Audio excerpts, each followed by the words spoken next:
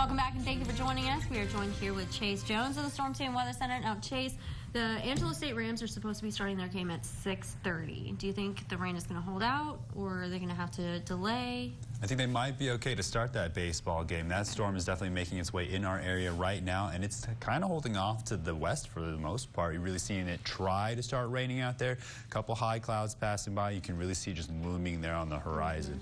But we get a good look at it from the south, and you start to see a lot of that moisture really coming up from Del Rio, starting to make its way into the Concho Valley. We're talking about this frontal system making its way over Michigan. That's what's really going to start pulling that moisture into our area as we stick at that low pressure system that's really just kind of hanging out over the west coast. Those two systems interacting together are going to continue to pull that moisture into our area. You're going to see here from that moisture tracker, that's what's really going to start pulling it off to the east as that low pressure system or that frontal system really pulls it down there, pushing that dry air, dropping those temperatures. Then we're going to see it over here in the Concho Valley really kind of staying to the south as it makes its way east. We're going to see that low pressure system just hanging out over the Great Lakes, really going to influence it and push it off to the east as we make our way into Monday.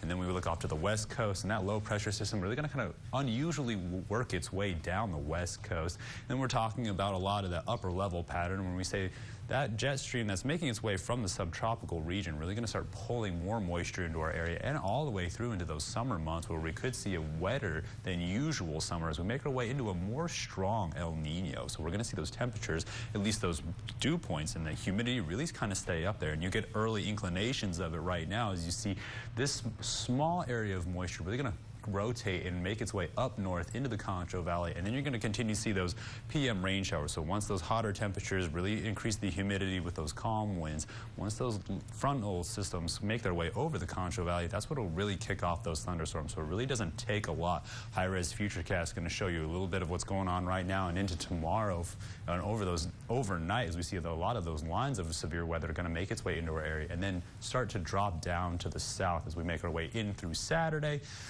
afternoon. But the HRRR radar, or the high-res radar, really showing you those storms hanging out to the south of us as we're under that severe warning on severe weather watch, really kind of developing along the I-35 corridor as it kind of comes down from the Edwards Plateau. And then we're seeing this storm system at the very edge of all those clouds that we saw in the time lapse, really kind of pushing their way in from the southwest. And those are the storms we're keeping our eye on for not only the baseball game, but into tomorrow. And then if you're making your way out there to Fort Concho and you're going to do a little bit of traveling back and forth, again, the high-res radar really showing us kind of what to expect or what conditions are right now as you start to see a little bit of a hail core right there developing. And then, of course, they are under severe weather right there in Midland as it continues to make its way southeast over our area.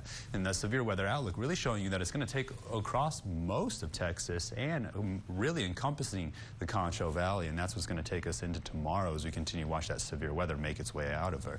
We are seeing those temperatures drop more towards the north, and you can kind of see how things are cooling off behind it. For the most part, everybody hanging out in those upper 80s, lower 90s, and we're going to see how those temperatures drop as the storms push through our area. Tonight, watching those temperatures drop down into the 60s, and that cloud cover really going to stay over us as we watch those thunderstorms into tomorrow, keeping things cool, keeping it down to those upper 70s, and then as we make our way into the weekend, we're really going to see those temperatures stay in the 70s. We start that fourth week of May, temperatures are going to gradually warm up and make our way into the 90s. We start getting into that next weekend at the end of the fourth week of May. We see that slow, gradual warming up as we see those clouds breaking up earlier and earlier in the morning, giving us more time to heat up. But with that more intense heating, we are going to see an opportunity for more severe thunderstorms in the afternoon. We'll have more coming up after the break. Stay tuned. You're watching KSAN News at